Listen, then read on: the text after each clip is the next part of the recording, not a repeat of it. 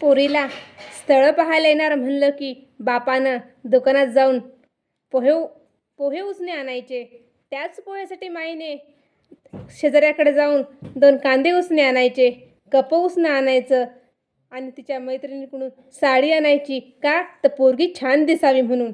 आणि हिने त्या पोराला काय म्हणून नाही म्हणायचं, आम्हाला पसंत नाही, तुला पगार कमी आहे, शेती कमी आहे. पगार आहे तर शेती नाही, शेती आहे तर पगार नाही. सांग, पटतंय का? विचार कर, त्या पोराला तू उसने पोहे खाऊ घातलेस. बरोबर आहे का हे? वा का दिदे, वा. दिदे, तुला मी एक सांगू इच्छिते. त्या सगळ्यामध्ये तू आधी हे बघ, तो माणूस कसा आहे, त्याचा स्वभाव कसा आहे, हेही तितकंच महत्त्वाचं आहे. कारण शेवटी माणूस आणि त्याचा स्वभाव चांगला, त्याचे विचार चांगला असणं महत्त्वाचं आहे. कारण ह्या सगळ्यासोबत तुला राहायचं आहे.